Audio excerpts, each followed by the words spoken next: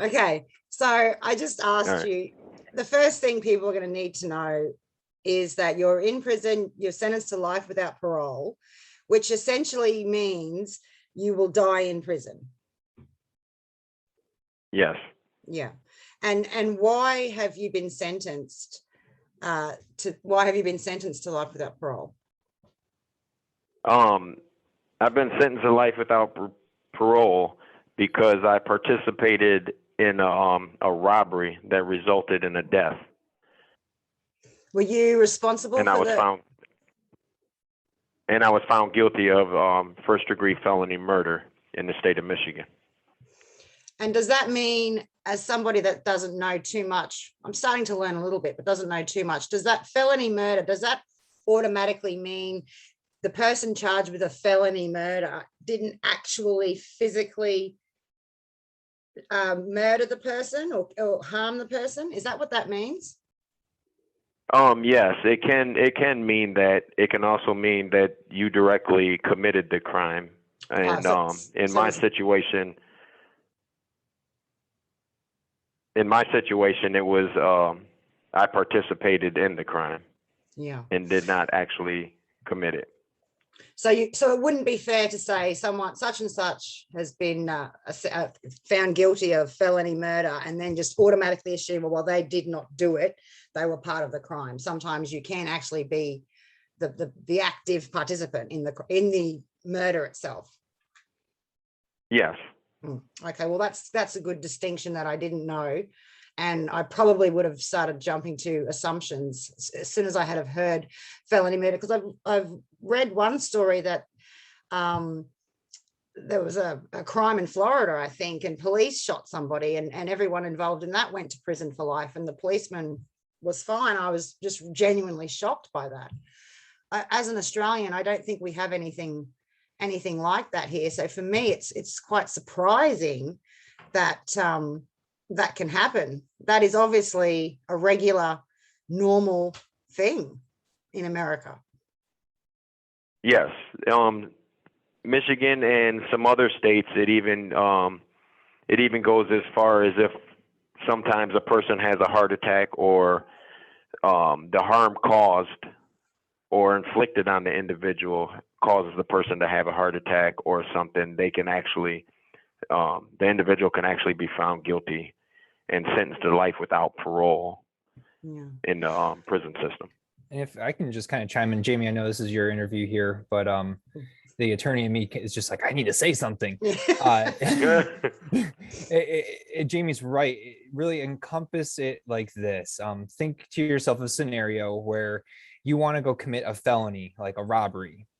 And during the commission of that robbery, someone dies, whether it's because I killed the person or say law enforcement responded and that victim was caught in the crossfire and may have been killed by a police bullet, or like Jamie is saying, suffered a heart attack during the commission of the robbery. In the end, there was a death that resulted due to the felony taking place. And the defendant, such as myself, may or may not have been the direct cause of that death, but nonetheless, a felony was being committed. Someone died during that felony.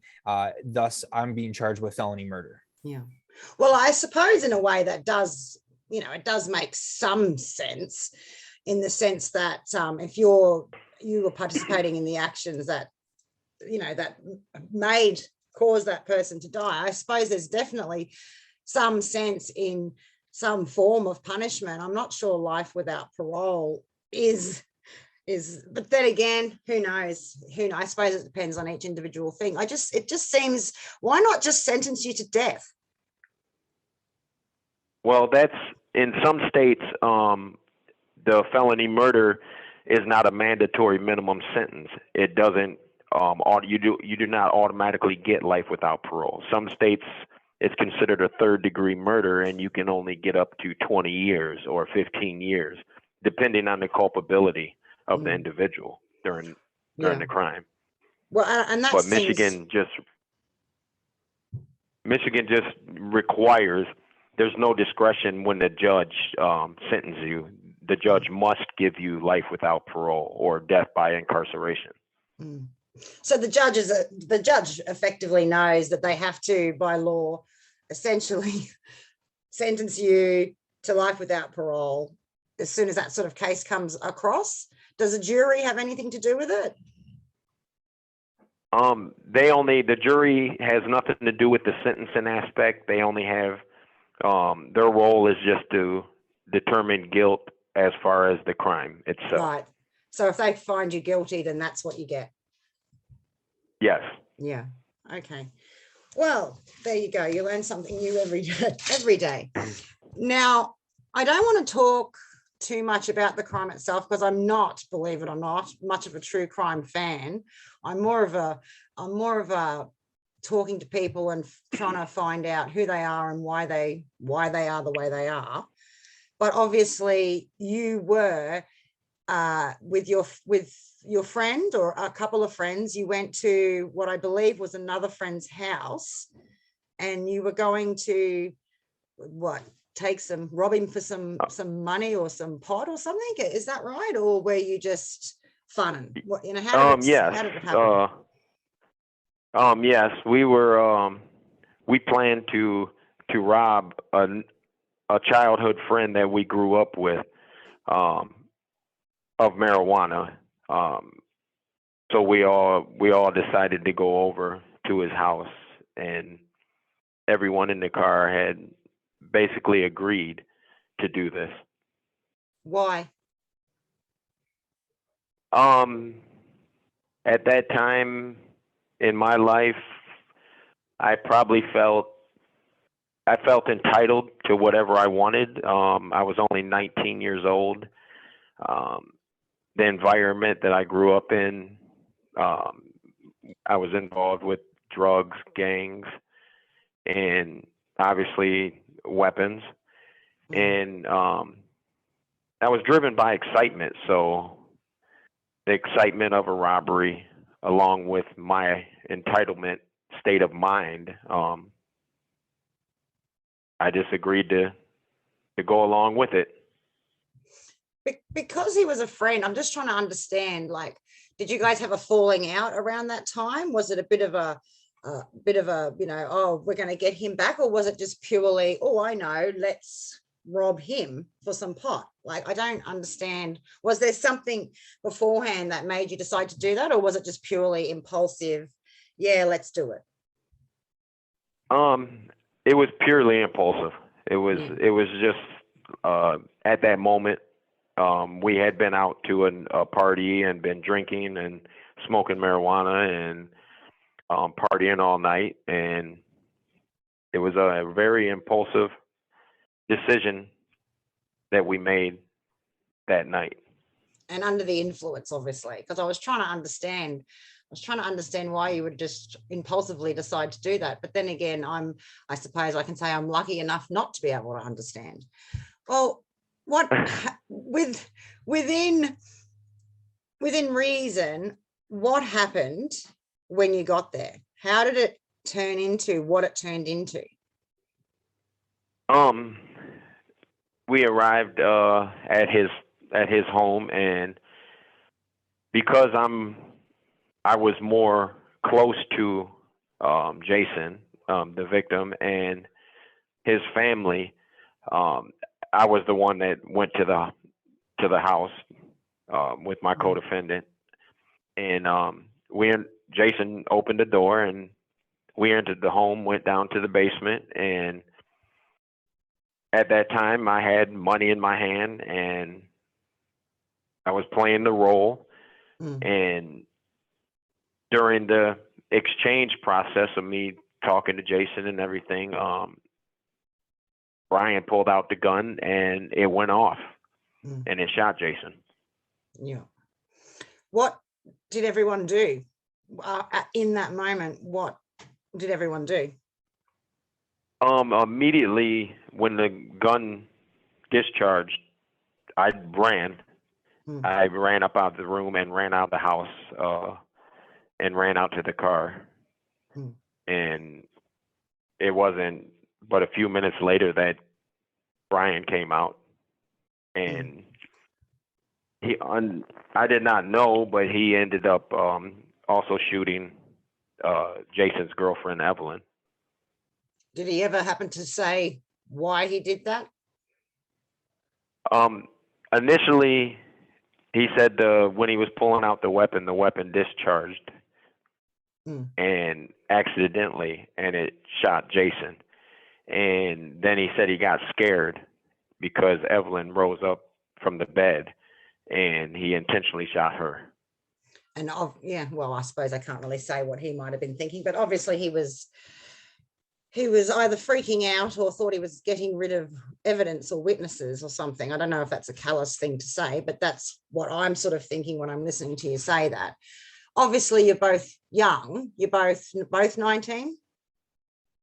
No, he was 18. He was 18. Yeah. So it's definitely not a good situation to be in. What did you all do when you left? Like you said, you went out to the car. Brian obviously came out with you. Was there anyone aside from Jason and Evelyn at home? Like, did anyone try and get any help for anybody? I didn't. When we first arrived at the house, Jason's sister also came to the door with Jason when they let us in, and she remained upstairs. Yeah. It was just a single flat house with a basement. Yeah. And she went upstairs. I wasn't aware. I didn't see anyone else. But afterward, his mother and his brother was also upstairs. Yeah. Yeah. I mean, I don't suppose you're going to have the presence of mind or even the inclination to stop and make sure somebody gets help after something like this sort of happens. But that was just a question. I was just wondering what was the situation. So you guys get in the car and obviously you don't stay there. You drive somewhere. What do you do? What happens after that when you're, Everyone was freaking out is the best word I can use on that one in the car. And the first thing that we all agreed to do is get rid of the gun. Yeah. And so we drove to the river and threw the gun away. Yeah. And then what happened? Did you all decide to shut your mouths and go your separate ways? Or did you just think, shit, I want to go home, and then maybe even kind of just try and pretend it didn't happen? Or did it feel like it didn't happen?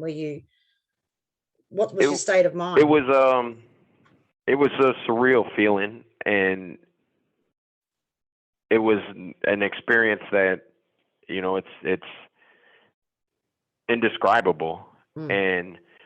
But after disposing of the firearm, because I didn't live in the area, I had an apartment in another area. We drove to my apartment, and while we was there, actually, my mother called and asked.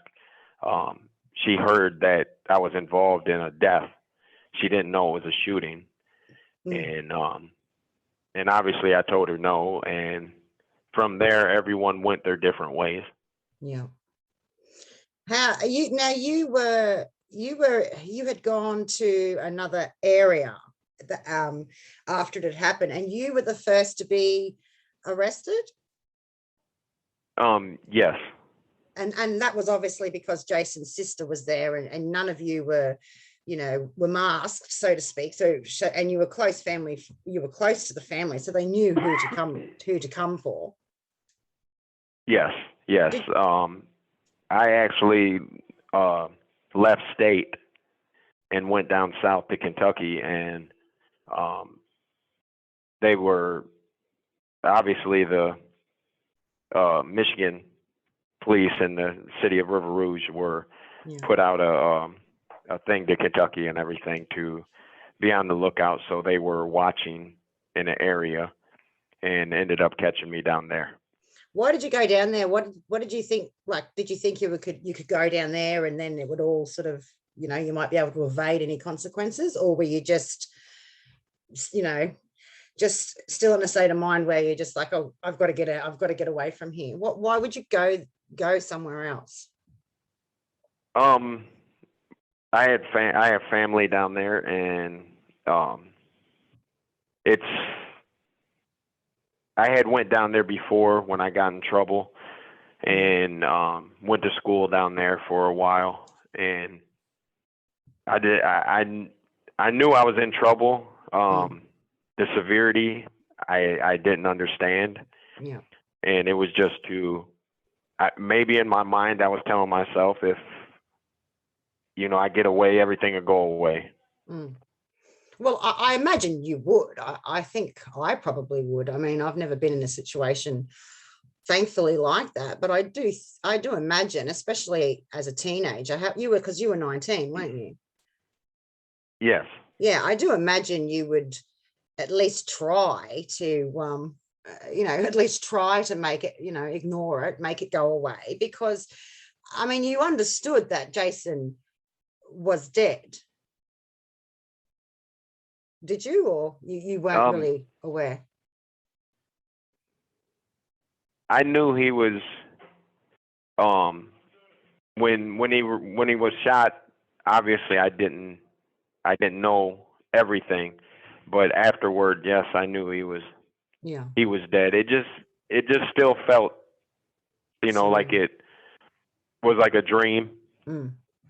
Not really happening. Yeah. Yeah. So once you were arrested, and then eventually I'll sort of jump forward to when you were sentenced, it was you and Brian. Now, were the other people involved in any way, involved in what, in sentencing, in charges? What happened to the other, because you said everyone involved? Yeah. There was 3 other individuals in the car, and the police chose not to charge them with any crime because they were in the car not participating, or just because they stayed. The reason that because they stayed in the car, they did not enter the home. The police chose not to charge them. So they were very lucky as well then in that respect. And sensible, perhaps. Most people that even remain in the car are charged. Oh, really? With the same crime. Yes. Yeah. It is. Yeah, as long as you're involved with the underlying felony, which would be robbery, and the planning, you're definitely culpable for everything that happens thereafter. Yeah. Well, in that case, they were very lucky.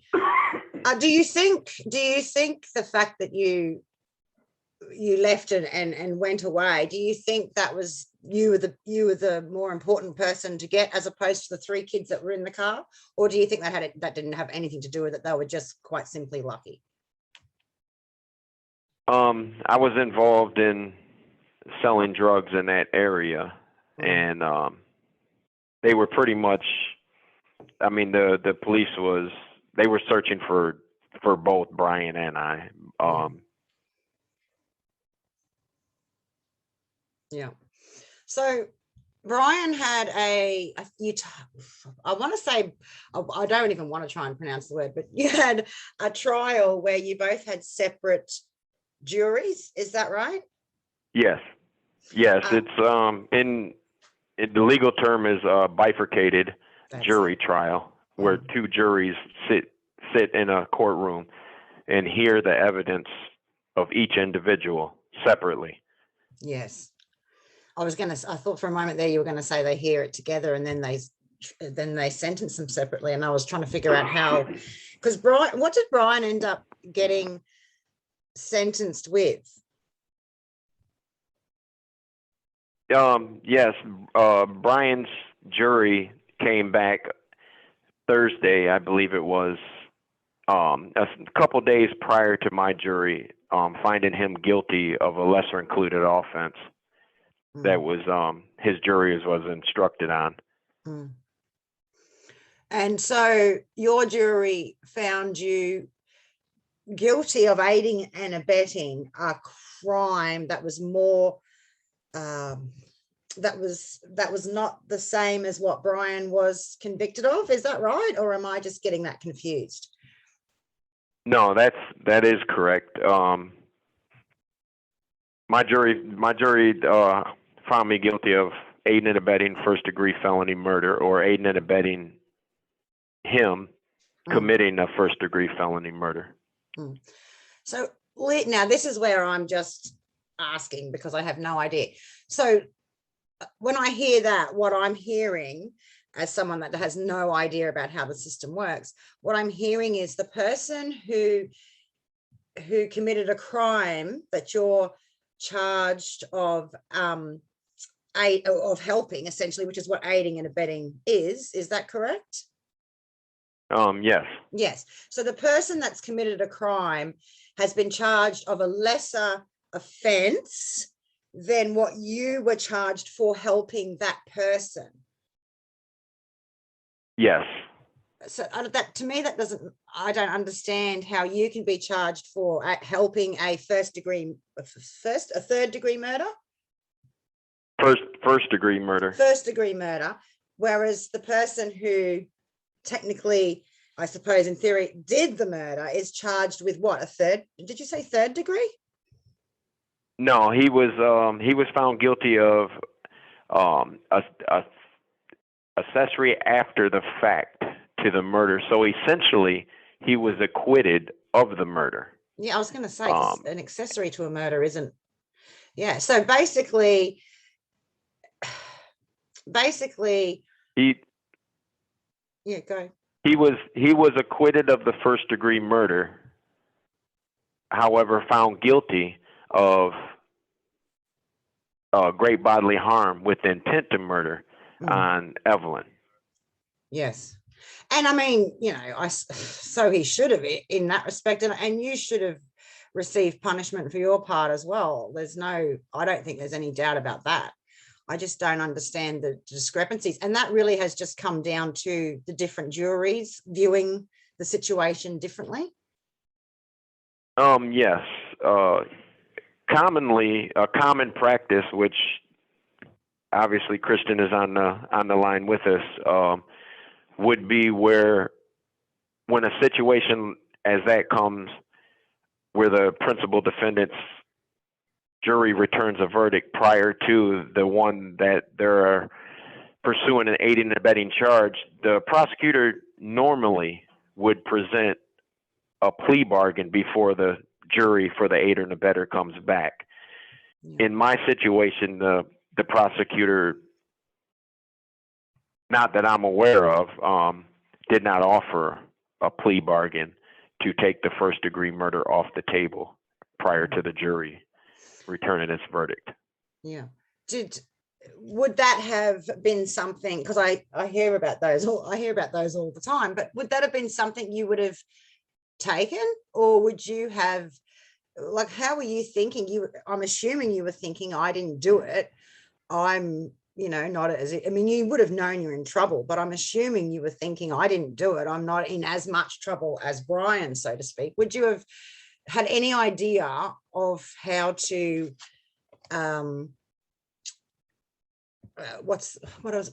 any idea of how to sort of navigate that situation, or were you just literally walking around just what is going on? Because you were 19.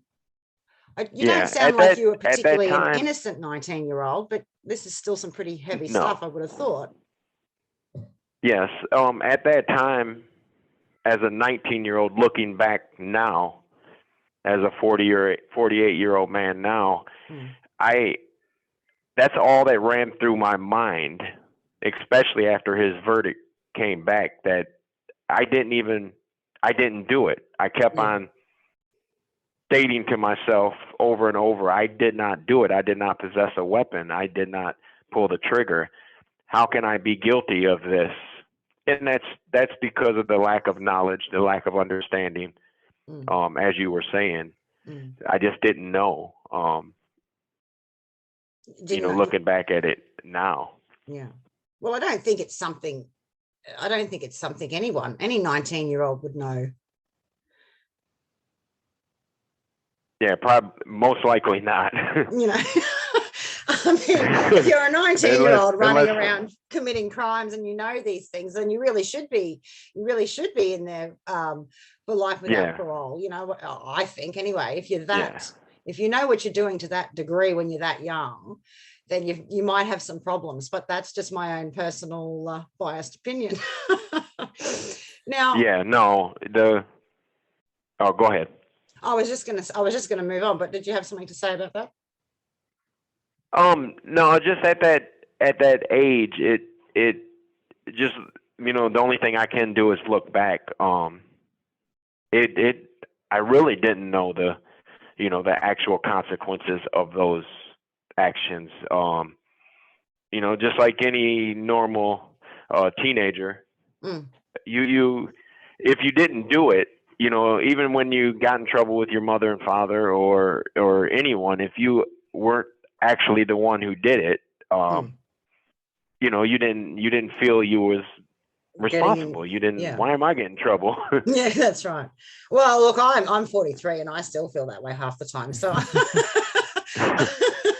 And if I could add something to that note really quick, you would think under, at least here in the United States, you're considered an adult at the age of 18 years old. And at 18 years old, what can you do? Well, you can vote, you can join the military, but anymore, you can't even buy tobacco, you can't buy alcohol, you can't buy marijuana, now that it's legal in the state of Michigan, at least. And you can stay on your parents' health insurance until the age of 26. And because of current developmental brain science, we are now starting to understand that people who grow in a traumatic environment, such as Jamie, that are not getting the resources that other people in, say, suburbia are. For those reasons, the prefrontal cortex of the brain is not developing at the same rate as other people who have not experienced similar trauma, who grew up in a lower socioeconomic status area.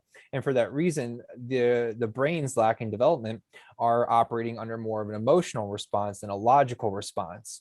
So again, even though at the age of 18 we're considered adults for the court of law, our brains are not operating in that function. No, well, I mean, I have several children, and I have a 19-year-old, a 17-year-old, and a 16-year-old. And my 17-year-old and 19-year-old, I hear what you're saying, and they I don't think, have too much trauma and drama going on in their lives, although, I'm sure they have a different story with their teenagers. But I was thinking about the brain science, because I know I haven't read into it, because I have wanted to look into that just to sort of see what some research into that. But that does make sense to me, because I have, not in a professional capacity, but I've worked with quite a few people that suffer from some emotional stuff, and a lot of it, I have noticed the brain tends not to function as effectively, just even as an adult. When you're in a stressful, high stress situation, the brain tends to not really, I can't explain it. So I can sort of definitely understand that. I worry though, and this is where I'm a bit of a pain. I worry though, does that mean you can just say, oh, they're under the age of 18 or 20 or 26, they didn't know what they were doing, no responsibility should be, they shouldn't be held accountable, they didn't know what they're doing? Because I've really noticed that in general in society, in a lot of respects, oh, they didn't know what they're doing, oh, poor them. And I don't think that helps anybody at all. And I think everyone involved in this, like Jamie, you definitely should have gone to prison. Definitely, I personally, based only on what I know, don't think you should have gone there for the rest of your life, but you definitely should have gone to prison for a good, I think 10, 15 years is, but I mean, do you think that's a reasonable thing to say? There shouldn't be, you shouldn't be completely, oh no, they had a traumatic experience. And I know I'm sounding so obnoxious right now, but they had a traumatic experience, they shouldn't be held accountable for their actions. Isn't that sort of saying, no, they couldn't do it, leave them alone, the poor little dears? Should other people suffer? As someone sitting in prison serving a life sentence who came in at 19, and Christian also knows this, because when we were discussing the age of an individual who comes to prison with life. And serving 20, 25 years was my idea of, where would be enough, time to look at the individual, how much they have matured after they went to prison. So to answer your question, I would definitely, they should not just be excused for their action. They should be, we should be held accountable for our action. And I should have been held accountable for my action. So, well, that's good to know, because sometimes I hear that sort of thing, and I'm assuming other people who aren't aware of the details and what's actually being said, you just hear that and you just think, oh, here we go, another sort of, oh, let them off. So it's good to hear somebody, because I've spoken to a couple of people in prison, one serving life and another one life without parole, and they've both said the same thing, essentially. I should have been here, definitely. If I didn't end up here, then I would have ended up here later on down the track anyway. So it's good to sort of hear that there is definitely responsibility being taken. And Jamie, I've spoken to you through JPA a few times, and you seem to me to have really taken responsibility for your behavior and accepted the fact and acknowledged the fact that you were not, you did deserve to go to prison for your part. Yes, I do believe that, I'm just as responsible, because at any time, as a reversed matter, I could have any of my decisions to back out of doing the robbery or saying no could have stopped all the events that was triggered that ended up in the death of Jason and Evelyn being shot. So as a preventive measure, I could have stopped it. So I do believe, my culpability, and my culpability could be higher than someone else's, or it could be lower. It just matters. It's subjective and matters as to the person looking in at the situation. And I don't believe, just for the victim's family, I should have served 20 years. I should have served, over 15 years. And I would not take that and say, oh, I should only serve 5 years or 10 years. Absolutely not. No. Because I was involved in where a death resulted. Well, yeah, and from Jason's family's perspective, I was thinking about it, because obviously as a mother, I was thinking about it, and I was thinking, sometimes you hear about parents that forgive people that have done that, and I sort of thought, I don't think I would be able to do that. And I think because there's so many other people involved that are affected by the actions that you guys took that night, and there was a life lost at the end of the day. So I'm glad to hear that a decent amount of years is something that you sort of think in general people should take for that sort of situation, because I do tend to agree with that. I think that's a huge thing. Somebody's life has been lost, and yeah, I think that's a really important thing. Do you think that's fair though? Like, and obviously it might be hard for you to answer that question because of the situation you're in, but do you think that's fit? That is at least reasonable to think that way? I take more of a conservative approach to corrections or the criminal justice system. So I do believe that a person should be given a set amount of time.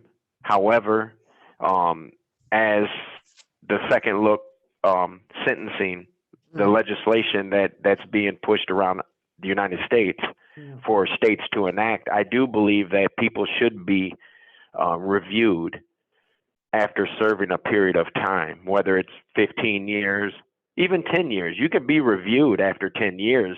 However, you know, a judge or someone could say, all right, 10 years wasn't enough. But to throw someone away that was 18, 19, 20, 21, 22, and just say you're going to die in prison, and not even look at whether that person has really changed, what he has turned into. Now, there could be people that remain the same, and that option to keep them in prison should be there.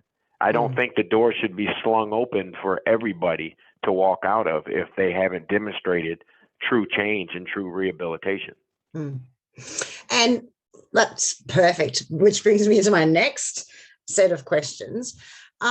You are part of the National Lifers of America, is that right?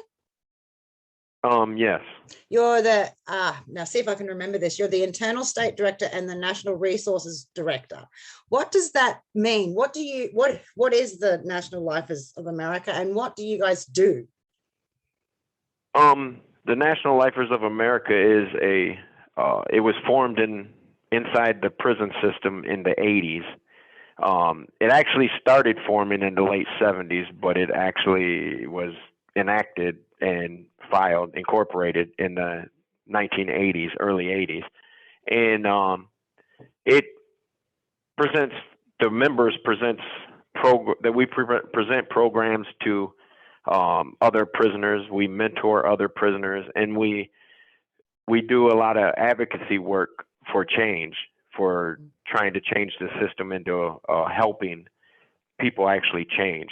We legislate, we write bills,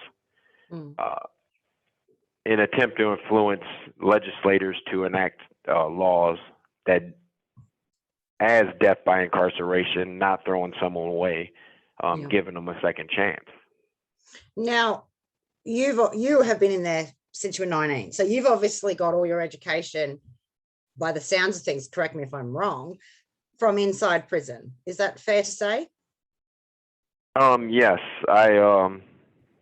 When I entered prison, I had just completed, just prior to coming to prison, I completed a GED, a general education diploma, which is short of a high school diploma. And since I've been incarcerated, I have earned a bachelor's in interdisciplinary studies in criminal justice and legal studies. Yeah. So are there other people, and I'm talking about I suppose members of the National Lifers of America, but also other people with very, very long sentences, if not life without parole, that have got the same sort of education? Or is it just a few, and that few could be described as the few that are doing their best to change and become better people? I would have to say a few. In Michigan, we have approximately 6,000 lifers, which is split up into three groups. You have prisoners that are serving life without the possibility of parole, like myself. You have prisoners serving life with the possibility of parole, which in Michigan means you're going to serve 30 to 40 years. And then you have what we call virtual lifers, which are sentenced to 50 or more years. And out of the 6,000, it is a very small number that actually achieve a higher education, a bachelor's degree or further. At this point in time, most of those individuals are not eligible because the state of Michigan does not allow lifers to participate in college programs. You have to be within 7 years of your release date. And so because life, especially life without parole, you're never within 7 years of your release date. So does that mean those people that have done that have done it off their own bat? Their families have paid for their education? Yes, most have. Families have helped. In my situation, I've received scholarships from a national organization. Several people that I've worked with have also received grants or scholarship from churches, from clubs, from just friends. In my experience, once I started getting good grades after taking a few classes, people in society appeared to be willing to, they won't pay for a whole class, but they'll give you a little bit of money towards the next class because they see success, and it's an exciting moment for someone who never have achieved that in life. Yeah. Well, they see too somebody in Australia, you'd call it giving it a go. They're actually trying, and you sort of want to encourage that and support. Get your streamers out. Woo, go! It's a thing, I suppose, across the world. Everyone does it, but in Australia, we call it you're giving it a go, which is a commendable thing. You're not. So would it be fair to say that if you had continued, the situation that you found yourself in prison with, if you had have just continued on, that hadn't have happened, you didn't wind up in prison, is it fair to say that you would have not become educated? Or do you think you would have snapped out of it? It was a teen thing. I was just going down the wrong path. I would have snapped out of it. Do you think it's fair to say that's a possibility? Yes, that would be. I looking back at my life, because of the environment, the social factors, the economic factors, I think the percentage of me continuing down the wrong path might have outweighed snapping and changing and going down the right path slightly, because of especially because of the economic factors and the social environment. Well, I was about but all it would have took was a little help, a little nudge, people who cared outside of my family. Yes, I think that's all it would have took.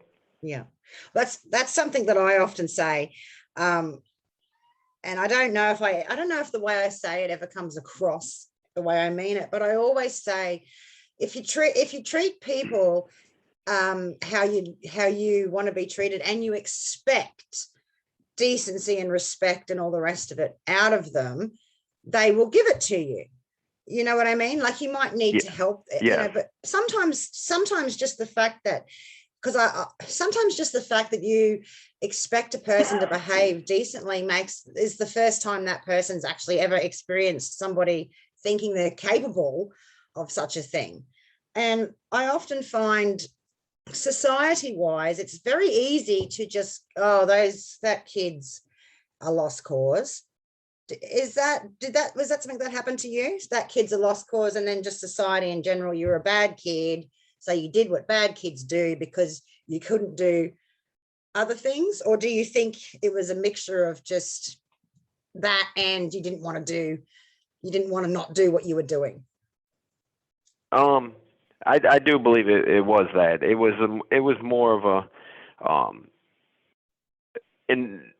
especially with the authority figures in our community, they always looked down at us as, and we were teenagers. Yes, we were drinking. Yes, we were smoking pot, but you still should be treated in a humane way, instead of just as a criminal, just because you have an open beer, and they shouldn't rough you up. They shouldn't treat you in that type of manner.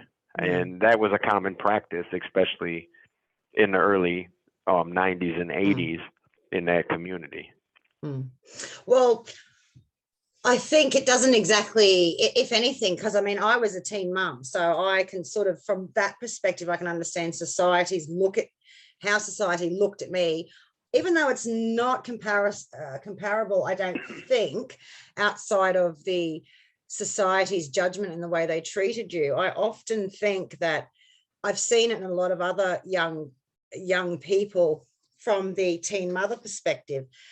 You have to be 50 times more behaved and 50 times better of a parent to be even accepted. And I know how difficult that can be and makes people lash out just as teen mums. So I was trying to think, as a as you in that situation and your friends, it's almost impossible to so-called air quotes rise above it, isn't it? Yes, especially, because of the environment. The environment is extremely difficult to overcome, especially with peer pressure, with the high rate of crime, the high rate of drugs, the high rate of gangs. The influence, the pressure is very difficult to overcome, especially at that age, because you have no self-esteem, you have no real self-control. You want to fit in. You don't want to be looked at as someone standing out, that you're too good. You want to be accepted by your peers. So it's very difficult. Yes. I just realized I said it's almost impossible, which I actually don't agree with, but I just wanted to clarify that. But I do agree with what you're saying. It is very, very difficult. And if you don't have, especially if you have the need to fit in and be liked by everybody. So I can certainly understand how hard and difficult it is. But, and I suppose how society, community, family, and all the rest of it play a large role in when you're younger, when you're a child, when it's before you get to that point that you were, for example, you felt like the bad guy of your community. What could have the community done that made you behave better, or do you honestly think you were just like a shit of a kid? I think if the community would have been a little bit better placed as far as education, the education system, just a lack of crime in the community, the experiences, I think that would have played a major part in different decision making and maybe growth and maturity at my age. Yeah. And with the education, jumping back to now, you're doing is it doing or studying a master's in divinity? How did that come about? Once I started going down the education road in prison, which is a rarity, my networking, I ended up meeting different people that was just amazed by my accomplishments, and one thing led to another, and a professor out of the Chicago Theological Seminary came up with an idea that how can we get a master's degree program to this guy? And a pastor that I'm under at the church I belong to, she's part of the United Church of Christ, Pastor Deborah Conrad, and she was able to, during a Michigan conference meeting, bring my accomplishments up and said maybe he'll fit this criteria, that we can do this. And one thing led to another, and the professor, Dr. Christoph Ringer at CTS, he wrote his dissertation on ending mass incarceration in America, and he started putting it together, negotiating with the Michigan Department of Corrections, and it took a few years, and I ended up being accepted at the Chicago Theological Seminary, which is the first for them. And in order to get into that program, you have to be a member of discernment to the church on a path to ordained ministry, which the church in Michigan, the conference, agreed to do, which that made me the first in the state, and they believe in the country, to ever have a person serving life be a member in discernment on the path to ordained ministry. So, then they ended up getting a large amount of money set aside for a scholarship fund for that. I'm just thinking, that means if so many people have gone to such an effort, it seems like an effort, they didn't have to do any of that. You must have displayed, how you've behaved, your work, just everything about you in general must have appeared to be worth that effort. I mean, you're the first incarcerated person that's serving life, or the first incarcerated person to be a member in discernment? Yeah, it's actually they've been looking into it, and so far it's the first incarcerated person to be registered as a member in discernment for the United Church of Christ. You must display behaviors that are conducive to the United Church of Christ, isn't it? So you must be, as far as they're concerned, a very upright, good man. Is that fair to say? I'm just thinking from their perspective. Yes. It took me some time for them to get to know me, and for them to really see my actions, what I do in prison, mentoring other people, being involved with advocacy work in the state with outside people, with attorneys, with organizations. And after displaying this type of behavior for so long, it becomes your character or your personality. So yes, they do. It did stand out to them as something unusual. Yeah. Well, I think because I'm just thinking, I know a lot of people that are, well, not all ministers or pastors, but I know a lot of people, and they have very high expectations and standards of a person. And I was just thinking, well, you must have displayed behaviors consistently over a long period of time that they thought were worthy of that sort of thing, because they don't necessarily take that stuff too lightly. And you were the first, and did you say the Masters in Divinity at the Chicago, is it the Theological Seminary? That was the first. Yes. That's the first Masters in Divinity for an incarcerated person, or just in general? Yes. They've never had anyone incarcerated get accepted in their program. What now, is it a cliche to sort of say, oh, he's a man in prison and he's found God and he's become, is that a cliche, or is it a calling you have? How did you come about that? Was it something that happened overnight, or was it something that happened over a long period of time? How did you get to this point? That was a lot of discussions with Pastor Deb and Dr. Ringer and another pastor, Cheryl Burke. It wasn't the religion that showed me a different way in life. It was more, I would have to say, the education in criminal justice, criminology, learning about myself on why I made decisions when I was a youth that were criminal. That helped me change. I've always attended church. Did it help you change because you got to see like how it happened, and then you could go, oh, that's what happened. Oh, this is where I'm going wrong. So you would stop that? Or did it just make you feel better, like it wasn't, oh, it's not just me? I'm just wondering how that helped. You understood yourself more? I would say a little bit of both. I learned how I came to the point of making those criminal decisions or those decisions.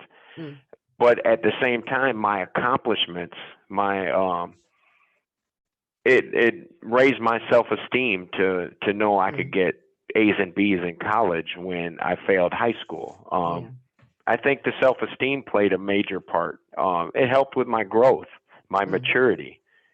I do believe there's a correlation between maturity and education. And I do believe you can mature with education and with other things in life, but I do believe education plays a major part in it. Yeah, because it allows you to look at things differently from different perspectives and see things differently. Or do you think because you know more? I think it allows you, it opens up your mind to critical thinking. It allows you to see what the consequences of certain decisions are. It allows you to problem solve, to communicate effectively. It opens the door to many, which we always hear, conflict resolution. It helps with that. Well, that would be something you would deal with a great deal. Yeah. In prison. Especially in here. No, I was thinking that would be, you'd need to become very good at that very quickly, I would imagine. And there was, when you asked the question with the convincing them, I think that's what I did. I convinced them that I'm no longer the same person. And that convincing played a major part with the judge that sentenced me to life without parole. She now supports my release. So I showed her by my actions and behavior that I'm no longer that same person that she once remembered in the courtroom. So a lot of people are just amazed because she supports me like she does. Yeah. No, well, I know. I think it's a testament, really, to, I think both those things, especially the member of discernment and the fact that you're sentenced, because she was your sentencing judge, supports you. Yes. I think it's a testament to, clearly you deserve, at the very least, someone to have another look at everything and reevaluate everything. Is that how this second look works? How does this second look work as far as for someone in your situation? Yes, the second look legislation that is a new movement within the United States. For individuals in my situation, it would allow them to petition the court, their sentencing judge or their sentencing court, to ask them to look at their conduct now. And you would do that after 15, 20 years, 25 years. And a lot of states are adopting a 10 to 15 year range, but that would allow them to look at how you have grown in prison. What does your prison record look like? What have you achieved? Are you a changed person? And it would allow the judge to change that. Society? Yes. Yeah. Yeah. Which are very important questions to be asking. Is there, do you think, if this legislation is a thing in Michigan, you would then be going to your sentencing judge and asking them to have another look at it, and would you be resentenced? Yes. Yeah. I could be, because my sentencing trial judge now is retired. I would go in front of another judge, but that hearing in front of that judge, it would actually give my judge that sentenced me, she could actually potentially testify on my behalf that I should be resentenced because of my, achievements, my rehabilitation, my age, spending so much time in prison already. This would give opportunity, but again, it is smart legislation. It is based on science. And I say it's smart legislation because people that don't change, the judge don't have to let them go. Yeah. If they want to remain that violent person, that same individual, then the judge can say, all right, you can remain in prison for the rest of your life. Well, I must say, and because it really is, you have to have served a certain amount of time. You have to be, you have to have been changed, rehabilitated, and behaved in a, what would you say, in a responsible way for some time before you're even looked at. Isn't that how it sort of works? Like how it would work? You need to fit a criteria to be even looked at for it. Yes, it would be. It would take, on a conservative side of a number, they could put it at 25 years, and a person sentenced to first-degree murder wouldn't be looked at until they served 25 years. Do you think it would change Do you think it would change people's behavior if this, like within the prison, if this was a thing, if this was an option? Do you think, you know, it would give more people like what, hope or something to actually actively try to change? Or do you think you're either going to change because it's in you or you've been called to it, or you're just going to stay the same because you don't care? I think there's two parts to it. I do believe that it would give hope. It would give an incentive for change, because they know that if they do continue that pattern, they will not get out of prison. They will serve the rest of life in prison. And it also gives a judge the opportunity to correct any type of injustice that may have occurred. Because you may have individuals who their role wasn't as strong as the principal person that committed the crime. They might have drove the car to the location, which their culpability was to rob and not no one get hurt, and they received a life without parole. So it would give the judge an opportunity to say, all right, we can punish you, and we can punish you for a certain amount of time, then we can correct this injustice that has occurred. Yeah. And this legislation, as you were saying, or I think you were saying before, it doesn't mean you're going to just, right, 25 years are up, off you go, on your way. There's still criteria, like you have to meet the criteria. It's still up to the judge to decide whether or not you as an individual deserve the chance to come back into society. It's not just, right, doors are open, off you go, everyone. It's not like that, which I think a lot of people would probably have a problem with. That's why I call it smart legislation, because of that. And on top of that, the legislation that we are trying to get passed in Michigan only affects 18 to 26. You have to be under 26 by the time you are sentenced to benefit from this. And that's based solely off of what Christian said, the brain science. Yeah. The new brain science, which says the brain hasn't fully developed until the age of 26. So it is also based off of science. Yeah. Yeah. And I think anyone who's seen a teenager knows that they're not exactly anywhere near as smart as they think they are. But the science proving it obviously helps, because you can't, you need to have compelling reasons why these kids that have done these things, and I say kids, but I should say older teenagers that have done these things, why I don't necessarily agree with people being, the key, lock them up, throw away the key. Very few sort of situations that I'm aware of that I sort of think, yeah, well, that's definitely deserved. But as a teenager, and not even thinking from the brain science aspect, just I have them. I was one. Yeah.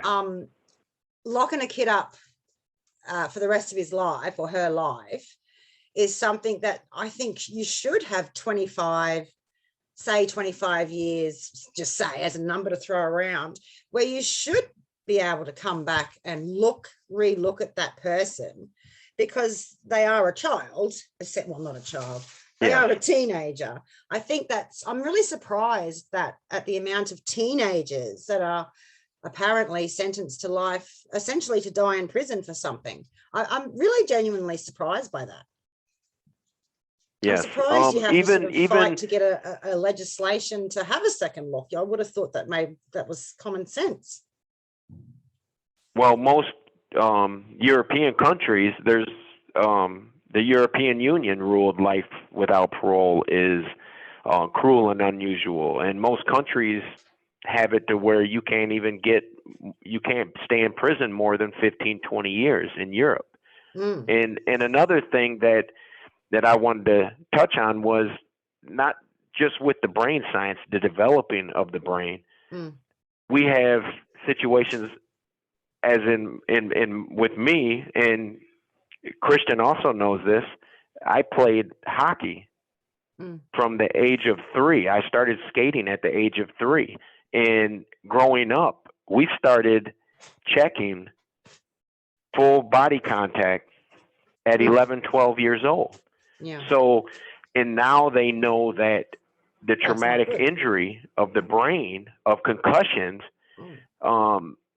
you know, how did that affect the development of the brain? You know, we don't, in the helmets from the 70s and 80s, Mm. they weren't quite as Padded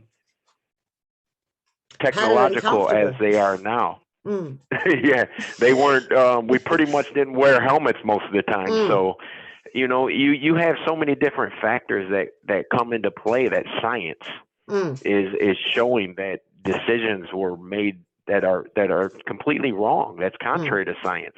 Mm. And like you were saying, it's hard to get legislators to even look at stuff, or the courts.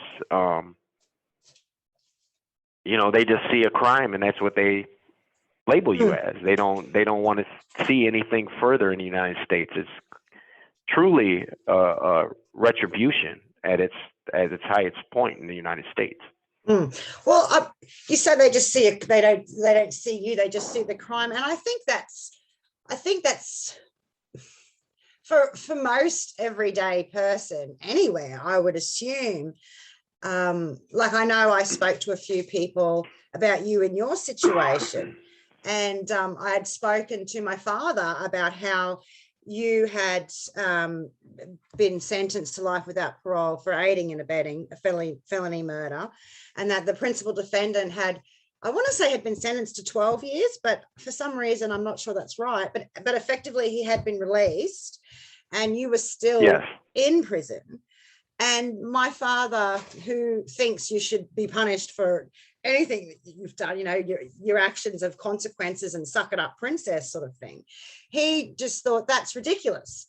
Why would anyone be sentenced to life without parole because they were participating in a crime where someone had died, if that person wasn't responsible for it? He decided you must have had prior convictions, you must have been a terribly behaved human being, because to him it made no sense. And this is someone who would just immediately hear a story and sort of go, oh, criminal, don't need to know the rest, they deserve it. So I think it's not just, I think it's societal in general. Oh, prisoners, they're bad, they've done terrible things, leave them there. I think we're often surprised to be reminded that A, they're human beings, and B, quite often they haven't actually done whatever it is that we have assumed they've done. We only ever hear about the really terrible stuff, and we're all like, you'll get rid of them, put them in there, keep them away from us. Yes, it's my situation is a rarity. I mean, you may find one or two more in the state of Michigan, which the state of Michigan has 36,000 prisoners. But I have not ran across, and I'm not sure if Christian knows of anyone that's currently incarcerated as an aider and abetter who has natural life or death by incarceration sentence, while the perpetrator served 12 years and was released. It's a rarity. As Judge Finch called it. It's not justice, is it? Really? No, and that's what she said. She said it was in a letter to the parole board. That's what she said. His conviction was sound according to the law of Michigan, but his sentence is an injustice. And she stated that she would have never given me that type of sentence if she had the discretion, because she felt, because the principal defendant only received 12 years, or would be receiving 12 years. And she said my role in the crime, my culpability, under her belief as a judge, did not rise to the level of that deserving life without parole, especially at my age. She kept mentioning my age also. Well, and now, I think age aside, looking back, it's to be locked up and throw away the key, which is essentially what we're talking about. You should have done some pretty extreme, terrible and awful things yourself personally to find yourself in that situation, for it to be okay, air quotes, you know what I mean? Like, age aside. Yeah. But yeah, keep going. Sorry, I just had to say that. It's usually well, life without parole in the United States was considered a lesser included sentence to the death penalty. It's the same thing. It was supposed to be reserved for the worst of the worst of the worst. It was never intended to be given to teenagers or anyone of youth, adolescents. It was intended to be given to someone who continuously commits violent crime, and there's nothing else you can do but put him in a cell to stop him from committing crime. And that's what it was intended for. Yeah, and that's what it should be used for, I think, 100%. But situations like yours, and age aside, I just think it doesn't make sense. How is that justice? Is that just lazily following a law because it's too hard, or is that more political? Like, people are angry about something and that's what we're going to do, get tougher on crime. Is that where this came from, or is this something that's been around for the entirety? It's been around for a while, but it wasn't used in a way. It wasn't used. Okay. It started being used this way probably in the 80s, during the tough on crime era, the late 80s, especially early 90s, where we had a heightened increase of incarceration rates.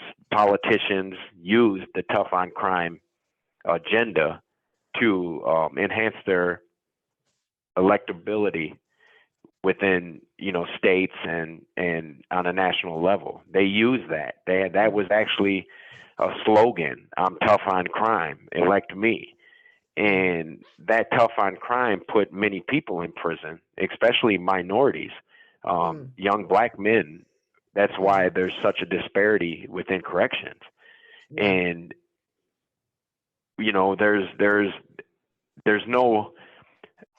they're still reluctant. They're still holding on to that.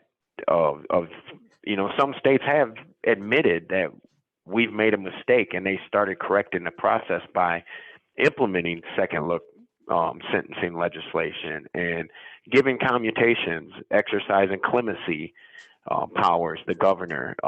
But Michigan is one of the states that's very reluctant.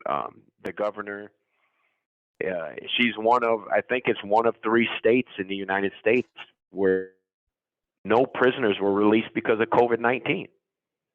The Federal Bureau of Prisons released over 25,000 prisoners, some of them serving life sentences for murder.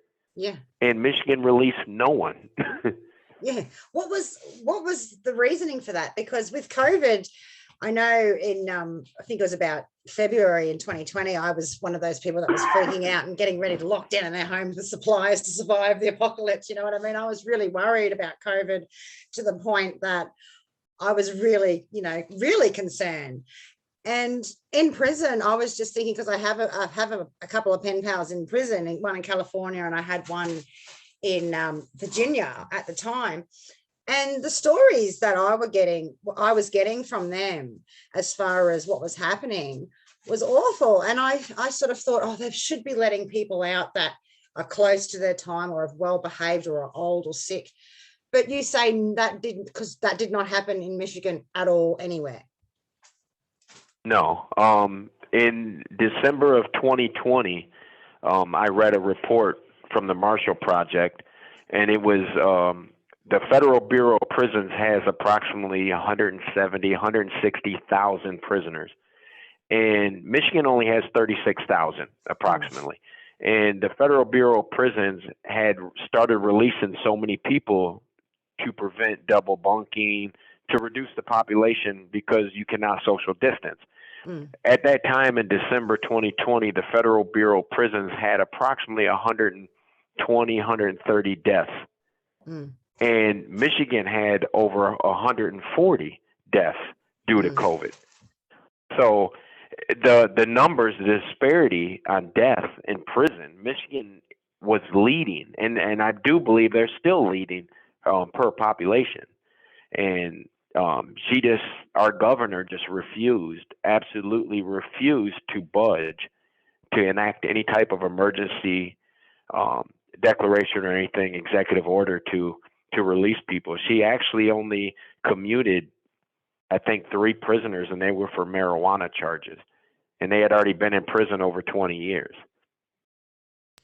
And that was political? And they was elderly, so. Yes, that was, Michael Thompson was a national campaign face by the American, I believe it's the American Medical Marijuana Association. They put a team of attorneys together to campaign for his release. He was the longest serving prisoner, I believe, in the country for marijuana charges. He had already been down 20 some years, and he had like a 40-year sentence for nonviolent marijuana charges. That's unbelievable. That sort of stuff blows me away. I just can't, I don't understand those huge years for things that are not, what would you call them? Was it a victimless crime? Like a marijuana? Yeah, his would be considered a victimless crime. But if it wasn't for that national campaign for his release, the governor would have, and he was in his, I believe, Michael Thompson was in his 60s, late 60s, mid 60s somewhere, and he had just been hospitalized while his commutation was pending for COVID. They didn't think he was going to make it. And then she eventually commuted his sentence after he recovered. Yeah. Yeah, I won't get into too much. I won't go too much into the whole COVID thing, but you would expect that, because they're responsible for your well-being and your safety, essentially, aren't they? So there's a pandemic going around that's very contagious, very deadly, blah, blah, blah, blah, blah. And I say that nonchalantly, I know, but and how many people are in the facility? Like there's a lot of people in this facility. I don't imagine you can all just go outside and walk around and get fresh air and stay away from each other. There is a responsibility to sort of at least get the people that are more susceptible to this to COVID out, if they're more susceptible to it, especially of their age, and if they're not doing anything wrong. Or is that too dream on? Is that such a ridiculous thing to expect? Yes, especially in the state of Michigan. The facility I'm housed at, the Macomb Correctional Facility, was the first facility hit in Michigan. We had the largest amount of deaths during that time. We were, by the end of it, we had like a 97% infection rate out of 1,300 prisoners. And it just the unit that I'm housed in, we had 4 deaths of prisoners, elderly prisoners, relating to COVID. So, it would seem, and then, like you said, we just can't go outside. And actually, they did the reverse. They locked us down and made us stay indoors in a double bunked room. Where you can't social distance, from 60 other guys on your wing where you live in. You share bathrooms, you share showers. It was a sad situation because you never knew if you were going to wake up the next day. Well, I mean, and I suppose the whole mental aspect of that, the stress and am I going to die? What the hell's going on? That would have been a whole other world of stress and drama as well. It's and I suppose you could say, oh well, that's what you get when you get sent to prison. Don't do the wrong thing, blah blah blah. But as an Australian, I was even hearing about how the Americans were going to be releasing prisoners that were nearly finished, were old, and all the rest of it. So I was surprised to hear that the department, because the federal is the federal is the US, isn't it? Whereas Michigan is just the state itself. I was surprised that that didn't happen. Yeah. And you had a lot of people that, I mean, a lot of people do have the ability. They could have used electronic monitoring, ankle bracelets. They could have used house arrest. They could have used many different tools at their disposal to assure public safety, no matter what. So they had the option to do things. They just chose not to, because it goes against that persona of Michigan, tough on crime. Lock them up, throw away the key, and serve out 50 years, 60 years in prison. Yeah. Yeah. Well, it certainly seems to be extreme, especially if it is specifically more political. Like if it's to keep people happy, that seems a little bit, well, it seems a little bit, I have a kitten running around here, so I apologize. I apologize for that random noise. It seems a little bit extreme because it's people's lives. Yeah. Yes, it's for example, I'll use myself.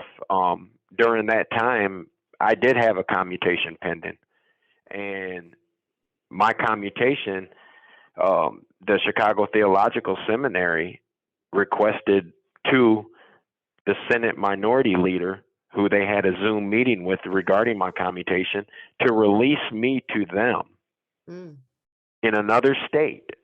Yeah. And they would put me in student housing and take care of everything I need so I could finish the master's degree program and potentially go into a PhD program. Yeah. And the senator thought that was the greatest idea. And for one, it doesn't affect public safety in Michigan because I'm going to another state anyway. But to be put in a seminary with all essentials given, after serving all this time during a COVID outbreak, it would seem logical. All right, this is one more prisoner we can get rid of and not have to worry about. And, the senator thought it was the best idea ever, but the governor thought otherwise. So there are situations where people have a quality of life waiting for them, and they would be no threat to society. But again, that goes back to that tough on crime political agenda. What is it going to look like?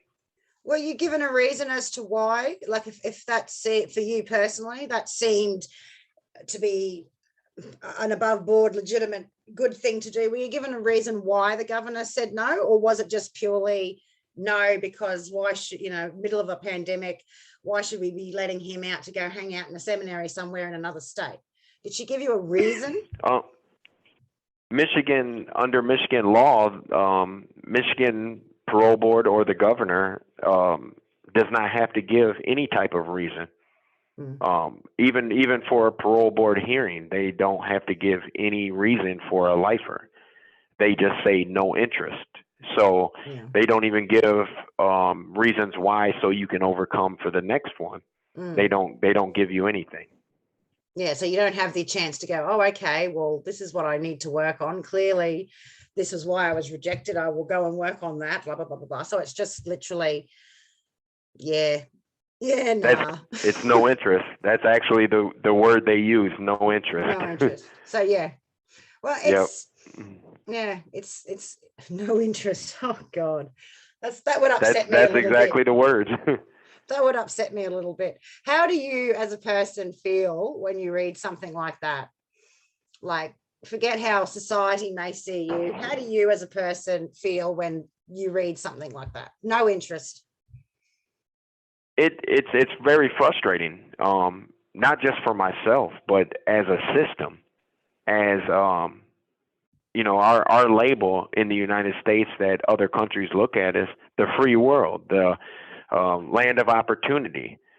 But then you look at how they treat their own citizens, who are incarcerated, and then that can tell you a lot.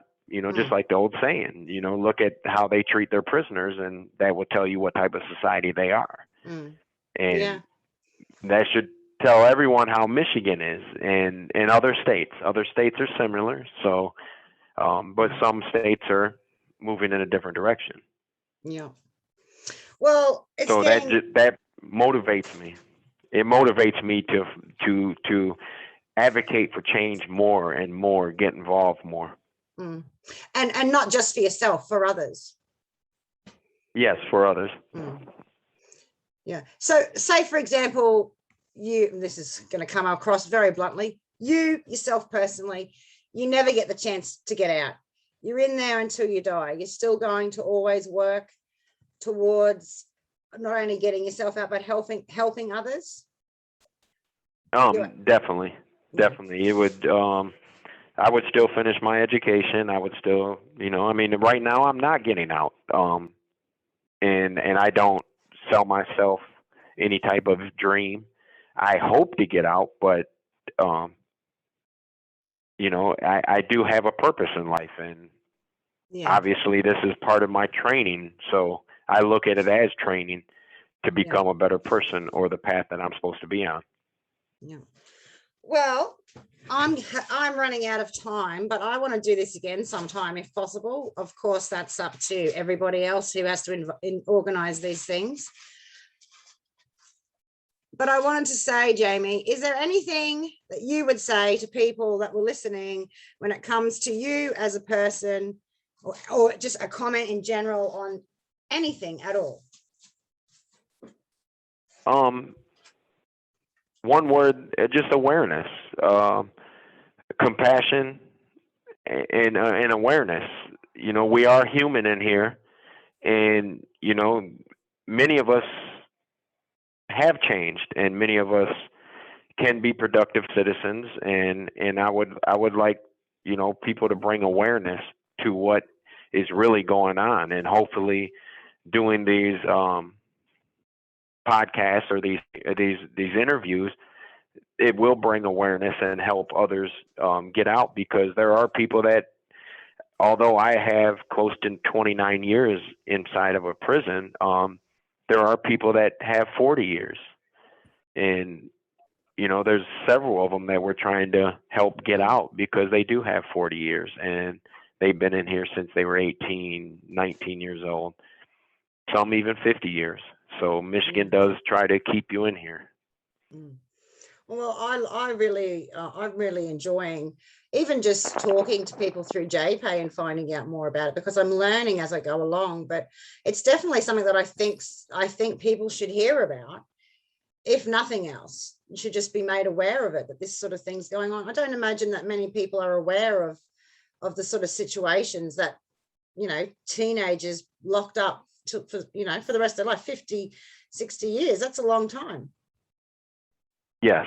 And you think, and I always say that a teenager is going to serve more time than an adult. Because if I'm sentenced to life without parole at 19, average lifespan is 75 years. If a person comes to prison at the age of 35 with life without parole, he's going to serve less time. So actually, teenagers are punished more harshly for the same crime that an adult commits. Yeah. And is that fair? Well, absolutely not. Yeah. And that seems like a perfect spot to finish that off. All right.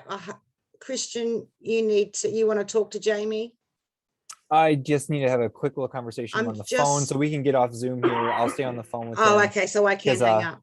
I'm stopping recording now. You're all good. Yeah. All right. Thanks, Jamie. All right. Yep. I'll you have a talk to you again. Good morning. Yeah, I got to go slave out in the hot sun now. So have fun, boys. Sleep well. Yeah, thank you. Emma. Thank you. Bye.